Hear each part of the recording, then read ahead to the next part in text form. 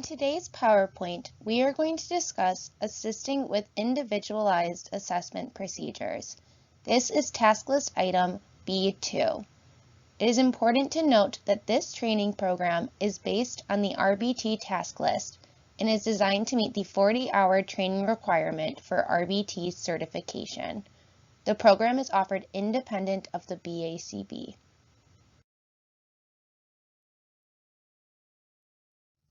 In this PowerPoint, we will discuss a variety of things related to assessments. We will start by discussing assessments in general. This will include what an assessment is, what the benefits of assessments are, and how frequently assessments should be conducted. Next, we will discuss types of assessments. This will involve discussing the difference between formal and informal assessments, as well as specific assessments such as preference assessments, functional assessments, and skill assessments. Finally, we will discuss how RBTs often help with assessment procedures. First, we will discuss assessments in general.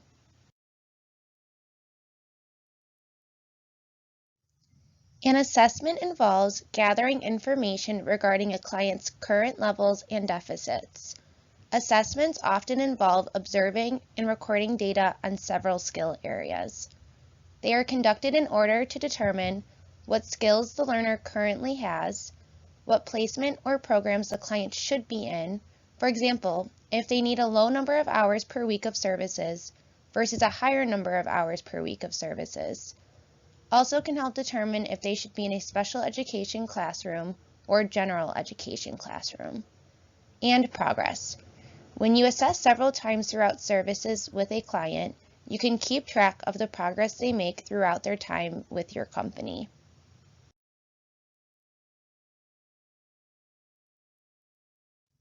It is important to select an assessment method based on your client.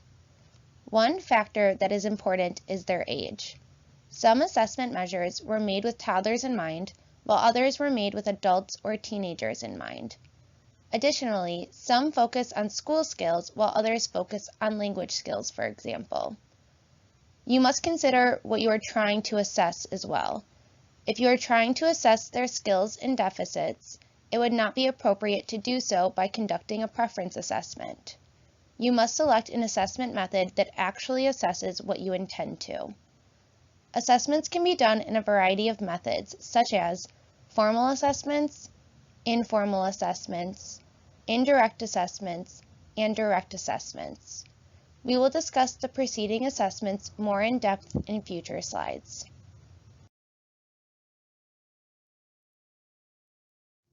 It is very important that you conduct assessments frequently in order to track a client's progress while in therapy.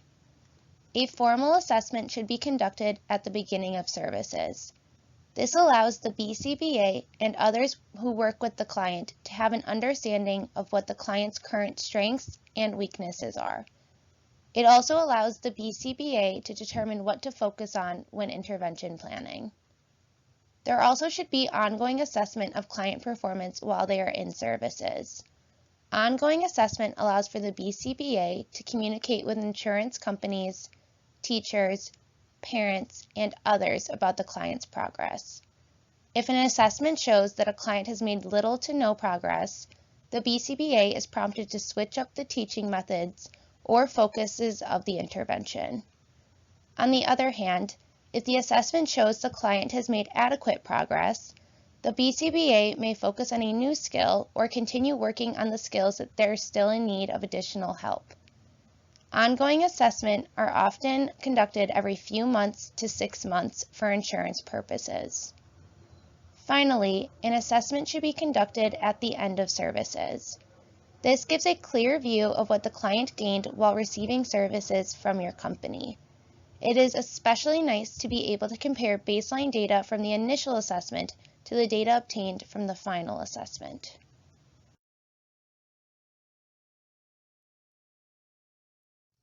There are many reasons why assessments are beneficial. For starters, assessments allow for baseline data to be obtained. The initial assessment that the BCBA conducts allows for baseline data for the BCBA and other professionals to refer back to as services progress. Additionally, you obtain baseline data on skills you have yet to work on whenever you assess. For example, if you have not yet begun working on tacting, but the client shows that they have some tacting in their repertoire, this will be displayed in your assessment results. Having this information allows you to determine how much your intervention has affected the skill level, in this case, the amount of tacting the client admits. Additionally, assessments give the parents, teachers, and others who work with the client a clear understanding of the client's current skill level. Having assessment results that are backed up by data allow for everyone to be on the same page about the client's current skill level. It is required by insurance companies that the ABA service providers communicate the progress of their clients with them. Insurance companies want to make sure that the clients are benefiting from their services. With ongoing assessment, you can determine how much procedures have affected client behavior. For example, if your initial assessment showed that the client has no imitation skills, and your ongoing assessment 4 months later shows that the client now emits 25 imitation targets after working on it during sessions, you can have a clear view and understanding of how much your intervention taught the client.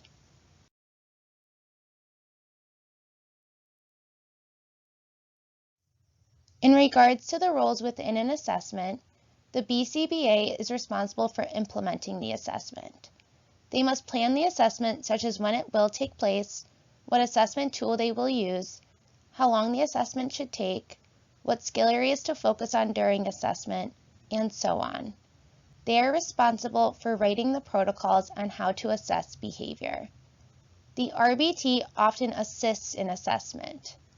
This is usually done because they have more rapport and instructional control with the client.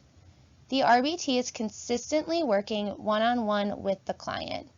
Because of their constant interactions with the client, they can obtain a more accurate view of skill acquisition because they do not have to worry as much about pairing, instructional control, and other factors. The RBT should never be responsible for implementing assessment independently. It is not their responsibility to choose an assessment method or write a protocol for assessing behavior. They should only assist with assessment after being trained on how to do so.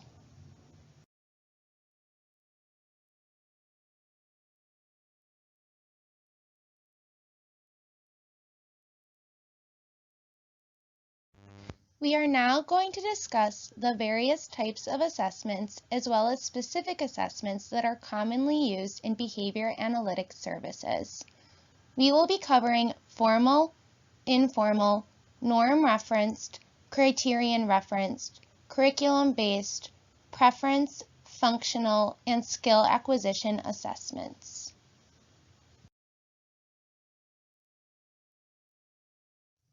First, I would like to start by making the distinction between formal and informal assessment.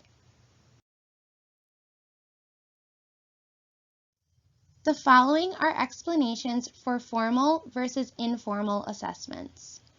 An informal assessment involves noting information about a client's performance during sessions and reporting it back to your BCBA. You are not following a predetermined list of skills or protocols for how to assess skills, but are instead assessing skills as they occur naturally in sessions. On the other hand, formal assessment involves taking data on skills and deficits according to a predetermined list of skills to assess based on a chosen assessment. Formal assessments often come with protocols and guidelines for assessing skills. Some of these skills may not be tested or observed in a normal session. Therefore, the behavior tech or BCBA must contrive situations in order to assess these skills.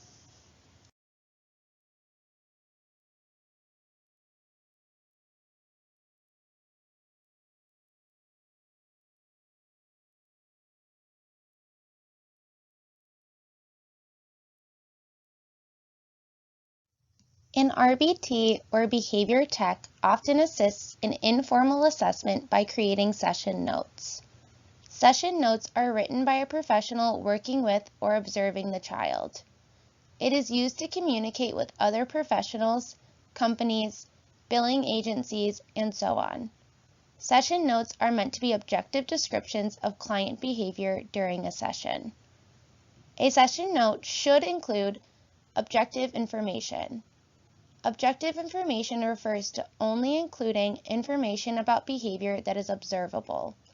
For example, rather than saying, "Tommy thinks the red sock matches the blue sock," the RBT would say, "Tommy placed the red sock on top of the blue sock on 4 out of 5 trials when asked to match the red sock to the other red sock." With keeping notes objective, it is important to avoid inferring emotions or feelings. For example, you should say, "He flopped to the floor for 5 seconds while we were walking to the table." You should not say, "He was really upset when we walked to the table." Again, only describe the behavior you actually observed. It is important to write notes about both skills and problem behaviors. It can be easy to focus solely on problem behaviors, as that is often the area that the technician wants the most help with. However, it is equally important to discuss skill acquisition. For example, if you currently are not working on a COEX, yet you are noticing that the client is reliably echoing words, you may want to write down what words they echoed and how frequently they did so. Objective session notes allows the BCBA to have a clear vision on what every session looks like for the client. The BCBA is unable to attend every session, therefore only gets to view a portion of sessions. Session notes can be very helpful for BCBAs and keep them well informed and provide them with a view of what is occurring each time the RBT works with the client. It also can help them determine next steps for interventions. Alike to my previous example, if the technician notices that the client sometimes echoes, the BCBA may begin planning on interventions to increase a COEX. Additionally, session notes can help the BCBA plan observation periods around times when the client is having a particularly hard time with a procedure or routine. For example, if the RBT reports that the client flopped 5 times during lunchtime and 0 times for the remainder of the day, the BCBA may plan to observe during lunchtime to assess why the client is engaging in more problem behavior.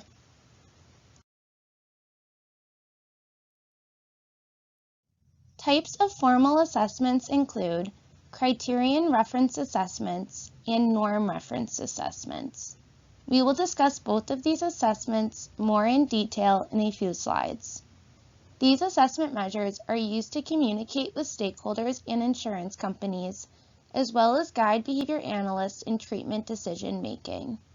They are more formal than informal assessments, as specific protocols must be followed and situations are contrived to test particular skills.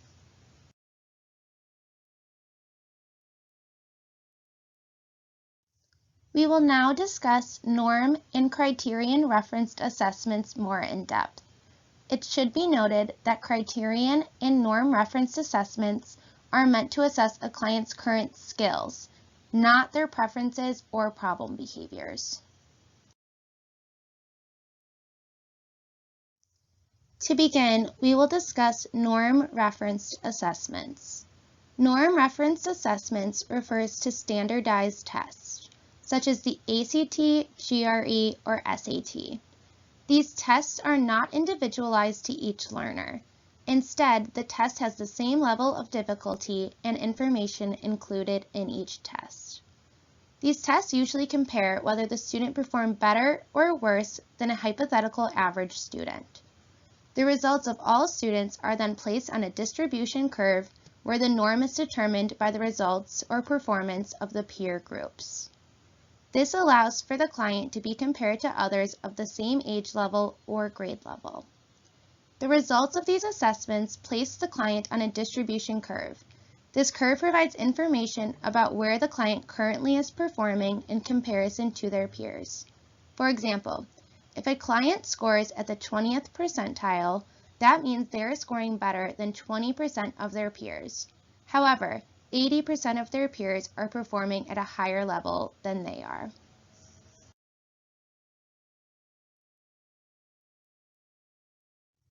There are some pros and cons to norm-referenced assessments. Some pros include that it allows a clear understanding of where the client performs in comparison to their peers. This can give insight to how far behind or how far ahead the client is functioning in comparison to their peers. Often schools refer to norm-referenced assessments to determine school placement and special education services that are provided to the student. There are some cons, however. For starters, although a test may indicate that a client is behind their peers, their score does not give insight into what specific skills cause them to score lower. For example, a standardized test may say that a client performed at the 30th percentile on math in comparison to their peers. However, it does not specify what specific math skills the client excelled in and struggled in. Because results do not specify what skills the client is struggling with, it prevents us from using these results to make treatment selections. We are not able to gain a clear understanding of what specific skills need to be worked on. This means that the BCBA must conduct further assessment in order to figure out what skills the client has and does not have.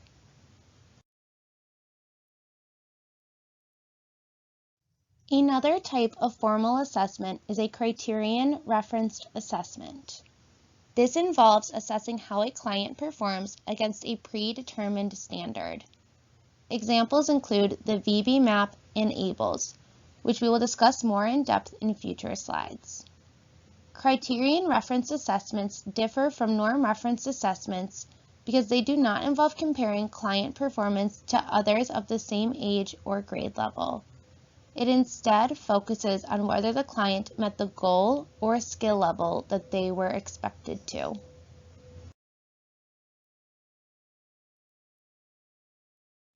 Some pros to criterion-referenced assessments include that it can assist with decision-making regarding treatment. Criterion-referenced assessments are conducted by the behavior analyst that works with the client. They also involve assessment of specific skills, which allows the BCBA to gain an understanding of the particular skills that the client is struggling with.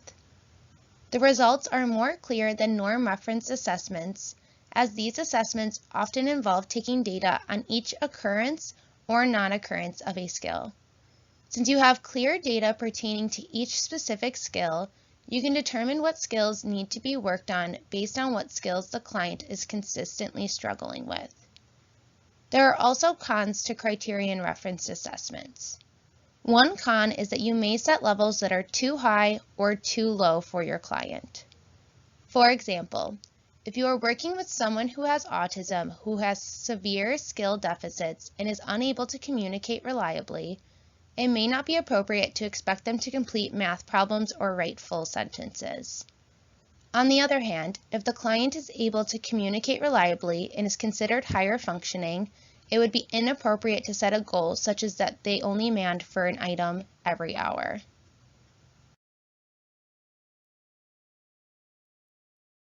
The following is a video that sums up the difference between criterion-referenced assessments and norm-referenced assessments.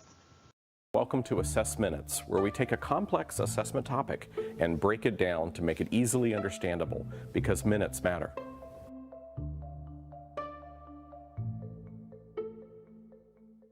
One idea that some folks stumble over as they try to interpret the scores and the reports of various assessments relates to the concept of the two major types of assessment, norm-referenced and criterion-referenced. So let's take a look at these two, what they're doing, how they are some ways alike, and how they are in some ways operationally quite different as well. When we think about norm-referenced assessments, the bell curve ought to pop into your mind, because it's through these bell curves curves of distribution of performance that we begin to make meaning of the results. We take students and we compare them to the norm. Where are they falling in here? So any dialogue that we ever have about the mean score, about standard deviations, about percentiles, deciles, quartiles, quintiles, those types of things, that is all language that is inherently couched in a norm-referenced assessment. Again, where the performance of a student is compared against the norm. So for example, a student performing at the 45th percentile is then performing as well as or better than 45% of their academic peers. In contrast, criterion references, or referenced assessments, are not overly concerned about how all the kids perform. What they're concerned about is, do the students meet the expectation that is set? So was the student able to reach the top of the wall and make it over to the other side? This is the level of performance that was expected of them. Were they able to clear that? So the real problem about these two types is when we begin to start comparing scores between one another. To be clear, STAR assessments from Renaissance are normed referenced assessments. So we have all those norm-based scores in there. But in some reports, we use statistical linking to say, here's how the student did, and here are some very reliable projections or estimates about what would be likely of their performance against some criterion referenced assessments like state tests. The problem comes in when we start comparing the different scores, and ultimately it has to do with how tall is the wall that represents the criterion referenced assessment. It's possible that in some tests someone may have set a very, very high level of expectation. So the criterion reference point is super, super high, which means even some of the students with high percentiles, 70, 75, and 80, if that wall is really tall, they might not even be able to clear it. Conversely, sometimes folks set criterion referenced levels of expectation that are relatively low. And as a result, what you find is massive numbers of kids, an enormous percentage of those within the curves of distribution are able to clear that reference. Ideally, what we find is they should line up to some degree. There's been a lot of dialogue in our country lately about rising levels of expectation, and one of the things that we can tell you is, and when we look at the more recent test, the expectations have gone higher. So sometimes now you do have students that perform, say, at the 50th, 55th, or maybe even 60th percentile of performance that might not yet be looking over the wall. But again, it's about what are you comparing to? Are you comparing the student to a distribution of their peers? Or are you comparing a student to a particular expectation of performance?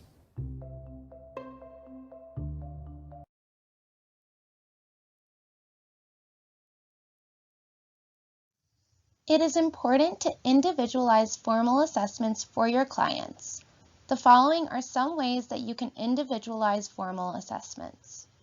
You should use stimuli that your client is familiar with or may show an interest in.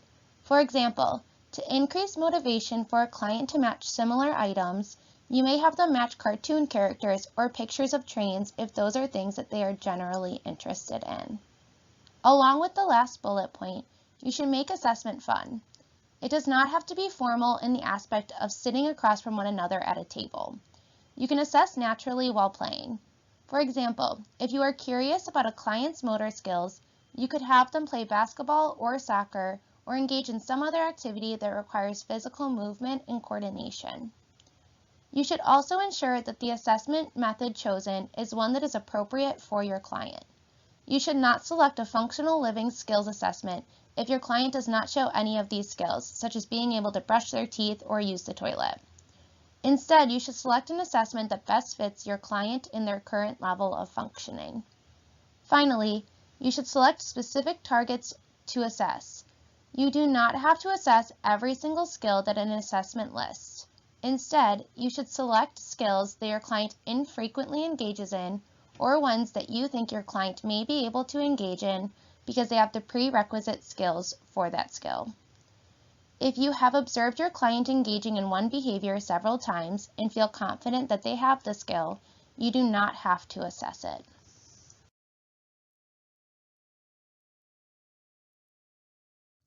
The following is a question you should write down in your homework packet. This question is a fill-in-the-blank question. So blank is an assessment that compares client performance to others of the same age and/or grade level, while blank is an assessment that compares a client's performance to a predetermined criteria. A. Criterion referenced, norm referenced. B. Norm referenced, criterion referenced. C. Formal assessment, informal assessment. And D. Informal assessment, formal assessment. I will give you guys a moment to look over these answers and determine which one you think is correct.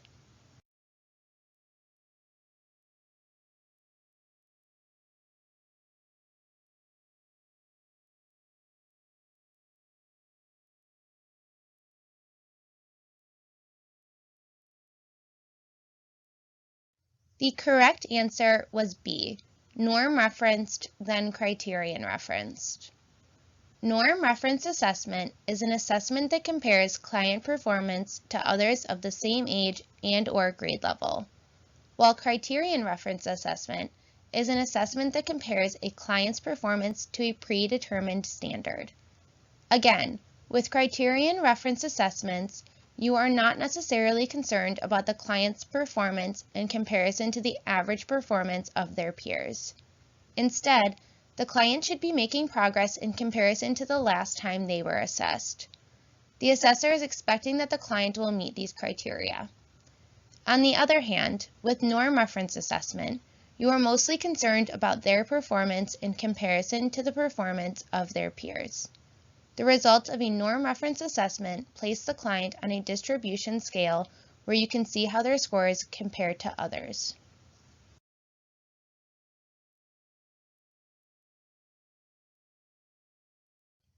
We are now going to discuss preference assessments. A preference assessment is an assessment method that is used to determine what stimuli, edibles, activities, etc. are reinforcing for a client.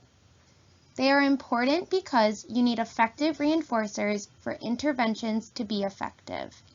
Having effective reinforcers increases the likelihood that a client will engage in a particular response. If a client is not motivated to engage in learning-related tasks, you will not be able to teach them any new skills. Instead, you will spend the session or multiple sessions trying to determine which items will function as a reinforcer to increase desired responses. Rather than wasting time guessing, you can conduct a preference assessment and have data that shows what your client does and does not find reinforcing.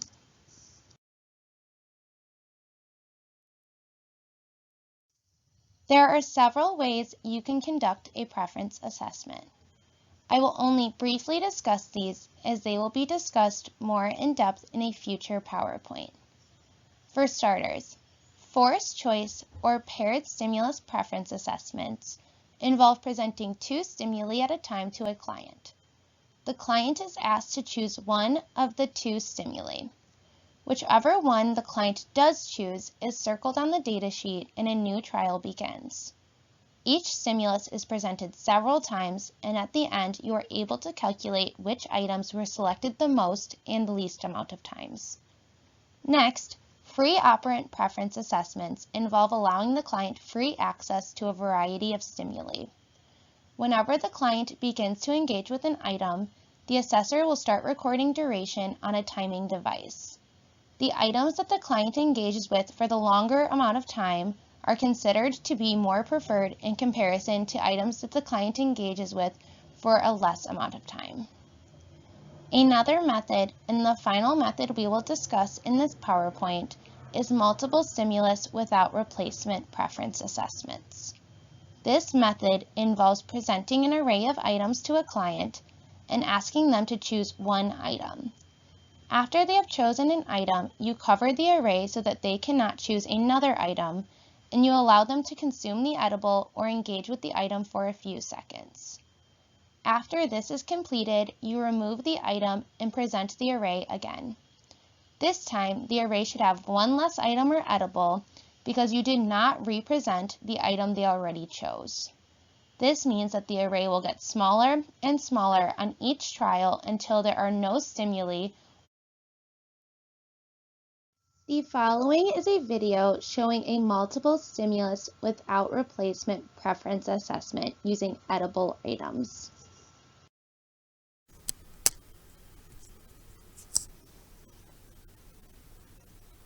All right, today you get to pick your favorite foods. Are you ready? Pick one.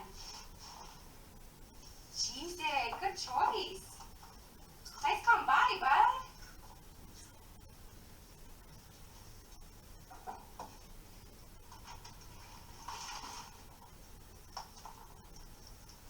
Yum. Pick one. You picked Oreos. Nice work.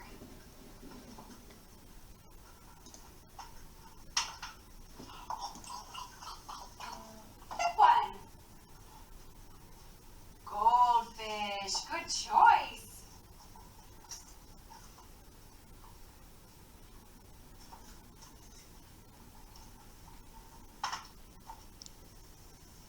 Pick one. Chocolate chip cookie. Crunch, crunch, crunch, crunch. We have two left. Are you ready? Choose one. No thanks, I don't like Skittles. No thanks, I don't like fruit snacks. We're all done. We can take a break. Good work, bud.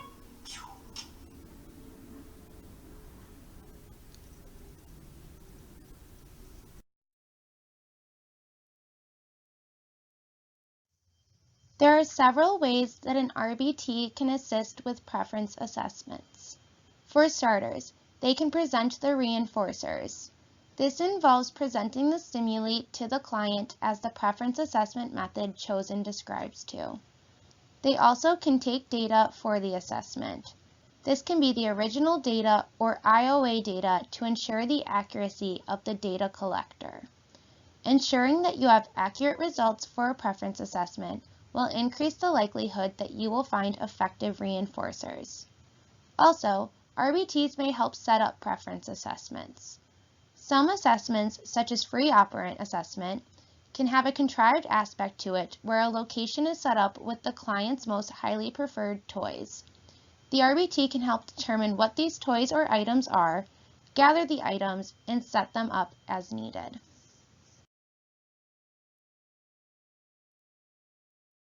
Now we will discuss functional assessments.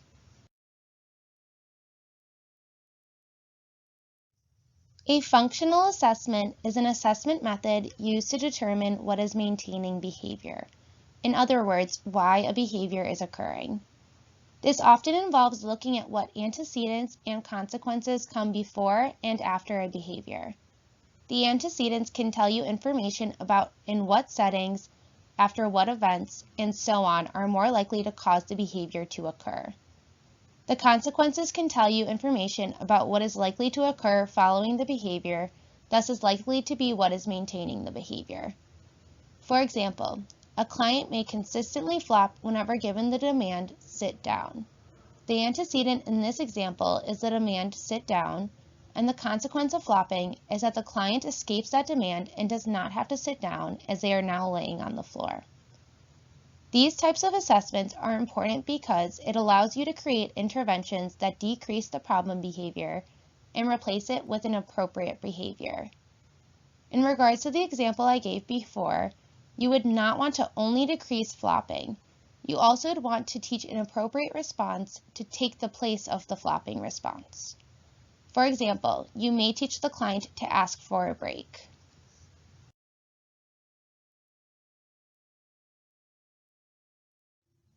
Alike to preference assessments, we will be going over functional assessments more in depth in a future PowerPoint. Therefore, the following information is brief. A functional assessment can be done in several different ways. You may observe the behavior in the natural environment. This is also referred to as a descriptive assessment.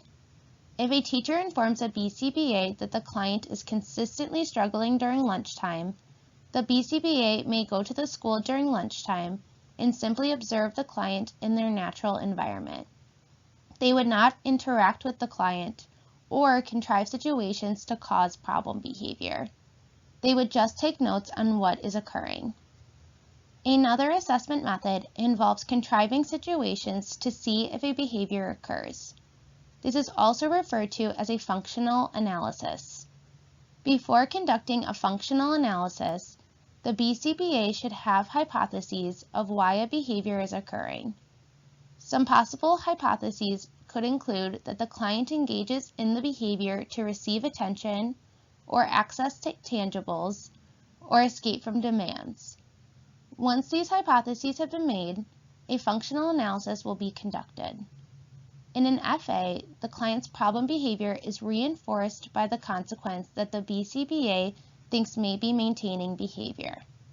For example, if attention is one hypothesis, then one condition will be set up so that the client does not receive any attention until they engage in problem behavior. At the end of an FA, whichever condition has the highest occurrence of problem behavior can be assumed to be the function of that problem behavior. Another method is to interview the client or those who interact with the client frequently. The parents or caregivers of a client interact with the client far more often than you do. Therefore, they have probably seen the problem behavior more than you have.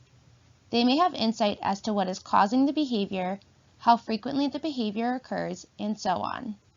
It is common to draw hypotheses from both the observation in the natural environment and the interview with the caregivers or others related to the client.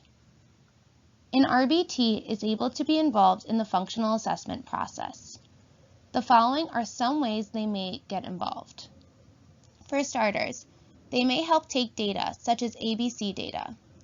ABC data involves recording information about what occurs directly before and after a behavior, as well as taking data on what the specific behavior was. The RBT is the person running sessions with the client. Therefore, they spend a lot of time with the client. They can take ABC data during sessions to provide more information regarding client behavior. They also can help conduct the functional analysis. This can involve being the person providing the consequences, helping taking data, helping set up recording devices, and so on.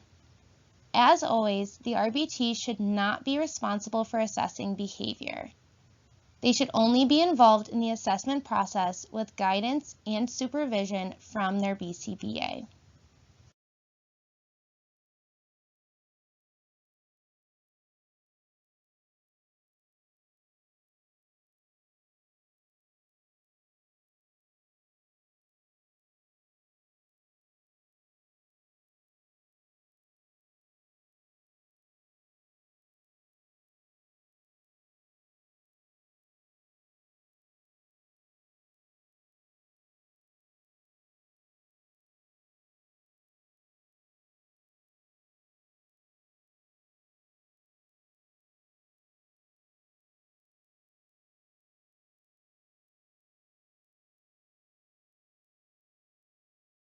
We will now discuss curriculum-based assessments.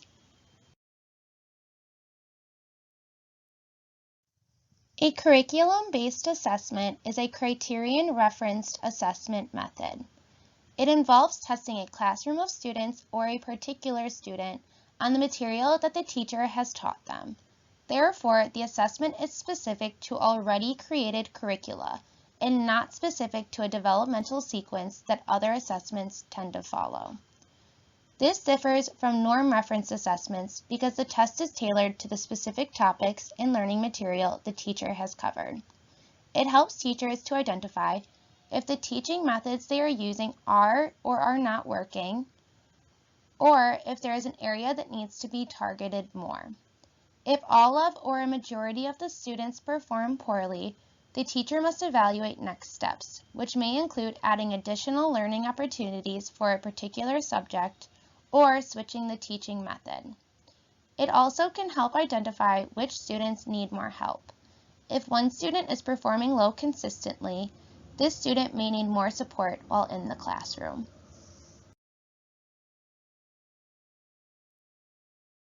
We will now discuss skills assessments.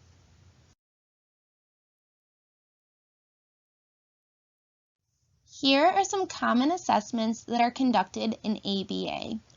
These assessments include the VB MAP, ABLS, AFLS, Essentials for Living, Peers, PEAK, and the Vineland.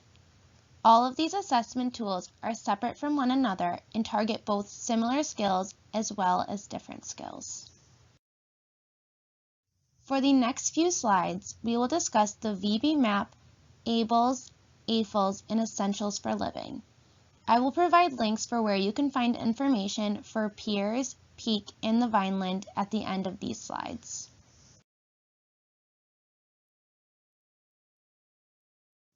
The VB MAP is a criterion referenced assessment tool. As we discussed previously, this means that we are not comparing our client's performance to the performance of others. We are not ranking how our student does against the population they belong to. Instead, we are determining whether or not they can perform how we expect them to perform. The VB MAP is typically used with children ages 2 to 6 years old. It is used with individuals who have disabilities or skill deficits.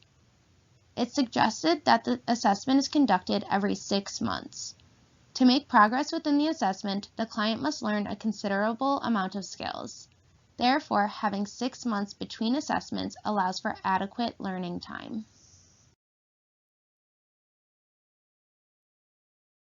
The VB MAP has several components.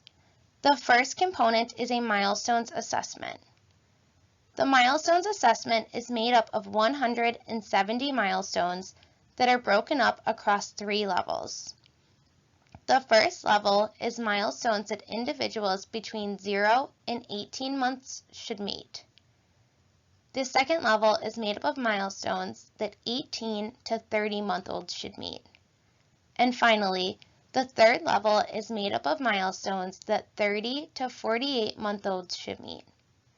Breaking up the skills across developmental periods allows you to better prioritize target skills and have a clear understanding of where your client is currently functioning. This component focuses primarily on what skills your client currently has.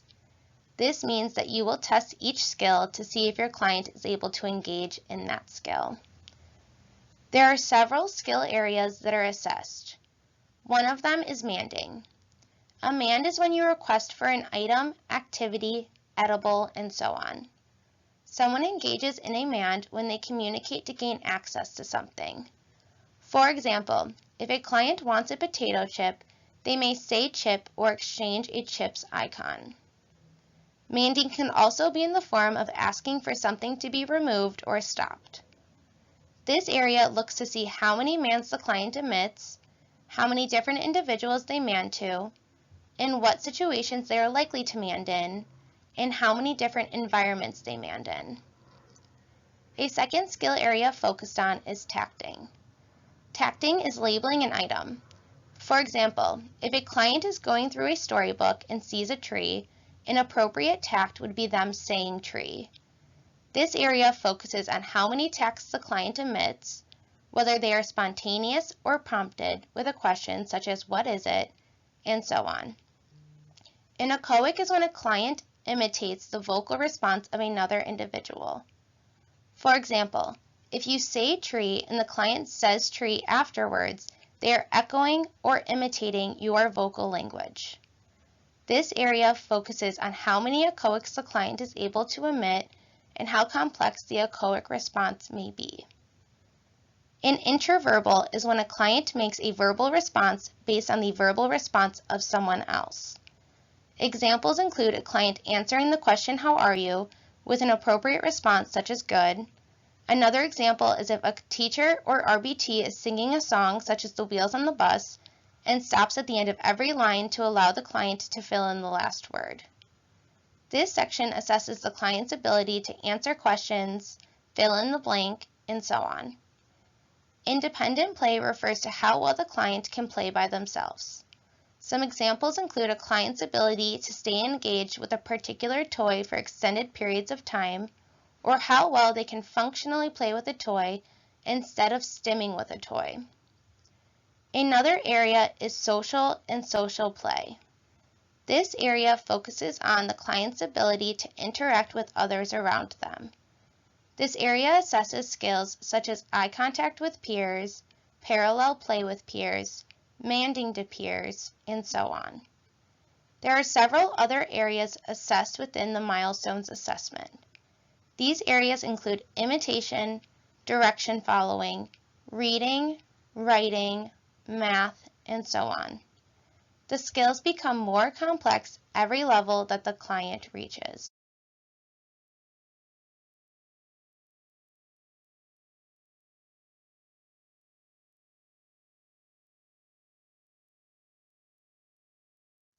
Another component to the VB map is a barriers assessment.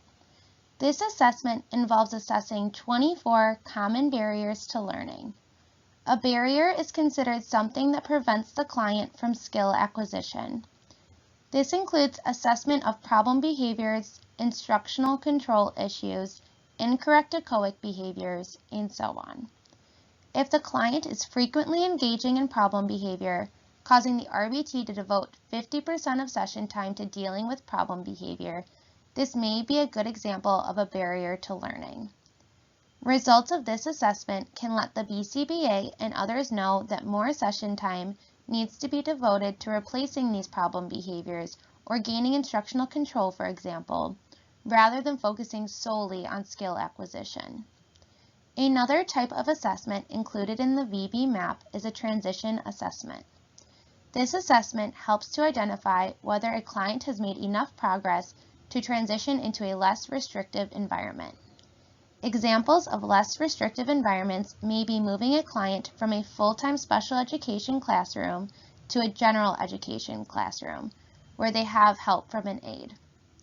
With the results of this assessment, the team of individuals responsible for determining the client's individualized education plan may make decisions about where the client should be placed and what sort of services while in school the client should receive.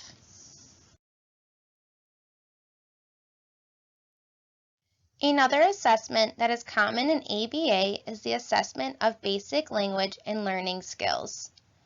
This is a criterion-referenced assessment that is typically conducted with individuals ages 2 to 6 years old. Alike to the VB map, the ABLES assesses a variety of skills. Areas that are assessed in the ABLES include language skills, social skills, self-help skills, motor skills, and so on. The assessor should assess whether the client is omitting these skills at the time of assessment.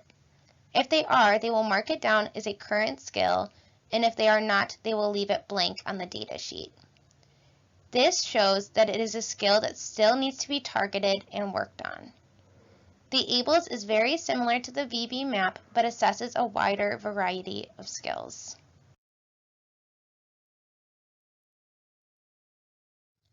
The assessment of functional living skills, also known as the AFLS, is another common assessment technique in ABA.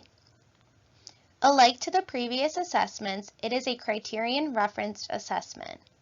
It is typically used with school-aged children and adults. The AFLS comes with 6 different assessment protocols. You can select an assessment protocol that is most relatable to your client, meaning you do not have to complete all 6 different protocols in order to complete the AFLS. The first protocol is the Basic Living Skills Protocol. This assesses behaviors such as if the client can dress themselves, use the toilet, bathe themselves, complete a nighttime routine before sleep, and so on. The second assessment is Home Skills, which assesses behaviors such as if the client can do their own laundry and dishes, prepare their own meals, clean their home, and so on. The third protocol is the Community Participation Skills Protocol. This involves assessing skills such as if they can handle money, if they have social awareness and manners, if they're able to shop independently, and so on. The fourth protocol is School Skills, which involves assessing skills such as social skills, ability to use technology, following routines and expectations, and so on. The fifth protocol is Independent Living Skills. This protocol assesses skills such as self-care, maintenance and cleaning, repairing issues within the home, traveling to and from the home, and so on. The final protocol is vocational skills. This refers to their ability to engage in behaviors related to employment, such as if they can search for a job, act as expected to in an interview, maintain good relationships with coworkers, follow workplace safety standards, and so on. Because the AFLS provides so many different protocols, it allows for assessment of a wider variety of skills across the lifespan of an individual.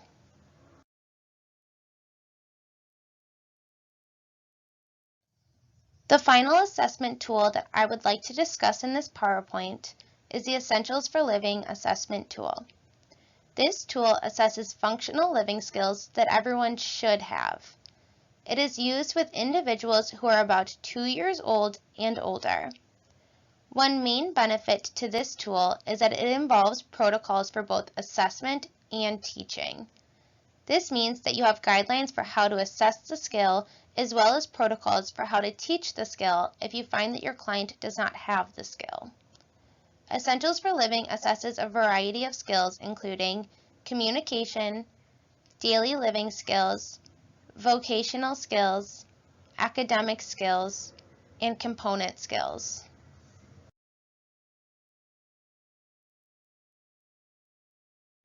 The following are some links to learn more information about Peak, Peers, and the Vineland.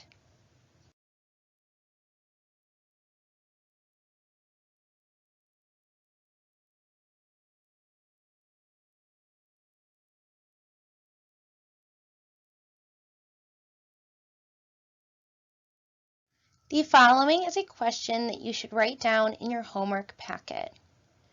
The team working with Gina is having a hard time finding ways to motivate Gina to work. She often stares off into space and does not engage with the toys that the technician presents to her during sessions. What sort of assessment should the team consider conducting? A. A functional assessment. B. The VB map.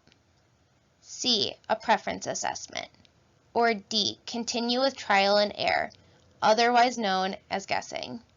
I'll give you guys a moment to look over these answers and determine what you think is correct.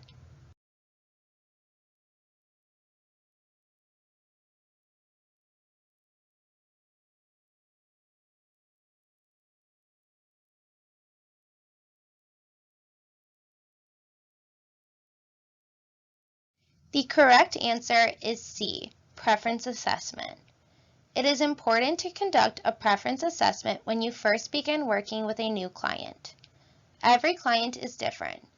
Just because one of your clients loves social play does not mean that your next client will find socials reinforcing. Because of this, it is important to start off by gaining a clear understanding of what your client does and does not like. It also is important to note that preferences change over time. A client may really like one toy for a month or two and then completely switch interests. Because of this, you should conduct preference assessments every few months or when needed. A situation where one may be needed is like to our current case study, where the client was showing a disinterest and dislike for all the items presented. If a client is showing a lack of motivation, it can be due to a variety of factors, including the use of ineffective reinforcers or the use of a teaching method that is not preferred or is aversive. A client is not going to want to engage in work-related tasks if they are not gaining access to a preferred item or edible for their compliance. Additionally, a client may avoid work if you are using a prompting method or materials or other factors that the client finds aversive. If a client is showing a disinterest, you should discuss it with your BCBA and determine whether a change in teaching method or if a preference assessment is needed.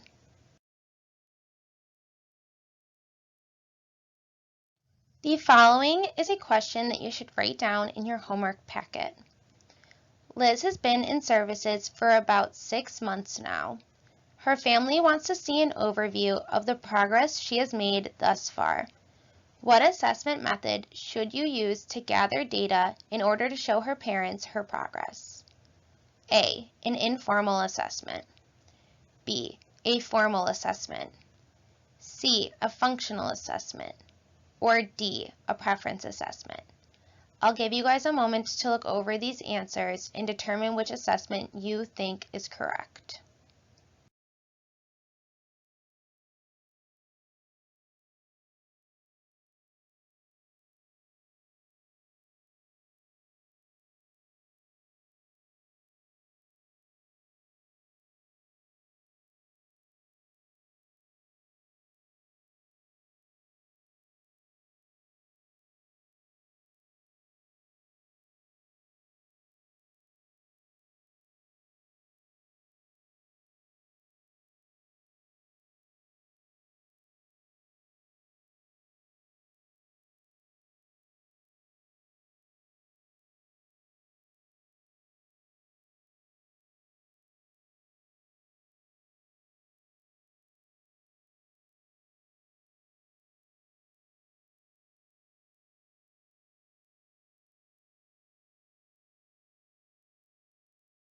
The correct answer is B, a formal assessment. A formal assessment should have been conducted prior to or close to the start of services. As we discussed previously, this initial assessment provides baseline data of a client's skills and deficits. Now that you are several months into therapy, conducting another formal assessment can allow you to accurately compare initial performance to current performance. The same assessment conducted at the beginning of services should be conducted again to provide an accurate representation of skill acquisition. By completing a formal assessment, you are gaining more accurate data and a better measure of progress. If you informally tell a parent how their child is doing, it may not be as convincing to the parent as data would be.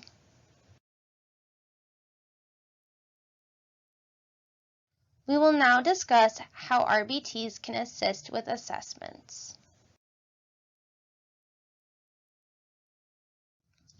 Before helping with an assessment, it is important to have a clear understanding of a variety of factors.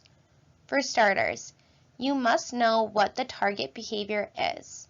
This involves having an operational definition of the target behavior. You want to know exactly what you are looking for while assessing.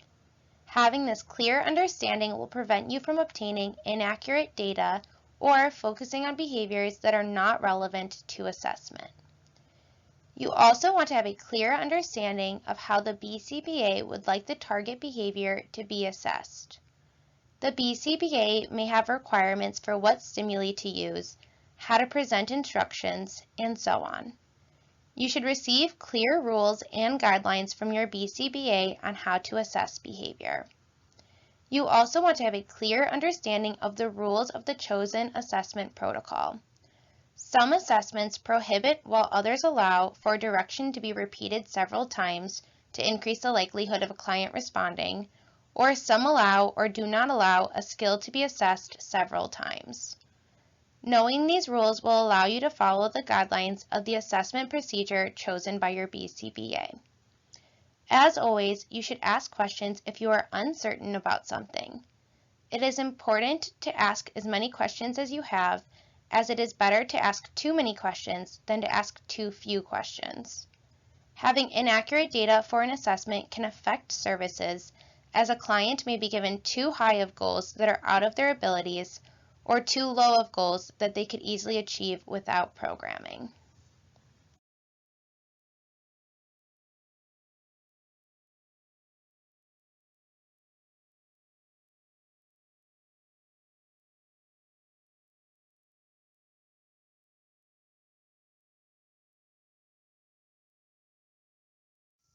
The following are some things that you should and should not do while assisting with assessments. You should avoid assisting the client too much. You should not be providing too many prompts to the point where the client is relying on you to respond correctly. Additionally, you should not have things in the environment that cue the learner to what the correct answer or response is. For example, if you are testing receptive identification, you should not stare at the item you want them to pick or place the correct item closer to the student. Assisting too much provides an inaccurate depiction of client skill levels. This will only prevent them from learning. If an assessment shows that they have skills that they really do not have, then the programs the BCBA puts in place may be too advanced for the client. This will prevent learning and waste the time of the client, client's family, BCBA, RBT, and so on.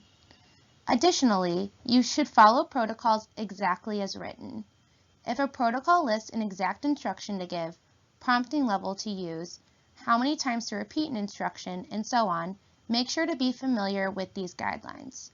It is important to follow assessments exactly as written in order to obtain an accurate view of client performance. Finally, as always, don't be afraid to ask questions. Even if it is in the middle of an assessment, it is better to have a clear understanding of what you are doing rather than guessing.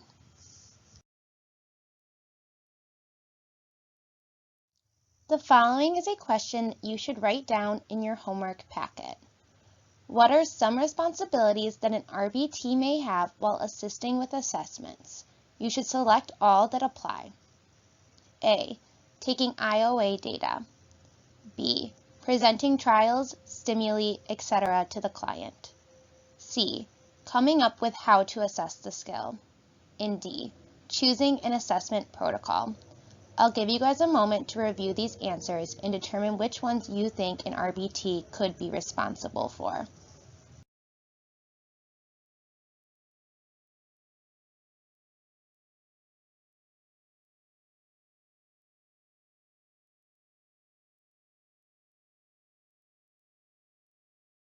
The correct answers are A and B. The responsibilities of the RBT can include, but are not limited to, taking IOA data and presenting trials or stimuli to the client. The RBT should be trained to competency in order to assist in assessments. Their BCBA or other supervisor are responsible for ensuring that they are adequately prepared to do their role in the assessment process. They should not be responsible for choosing an assessment method or writing a protocol for assessing behavior. This is outside of the RBT competency and is something that a BCBA is responsible for doing.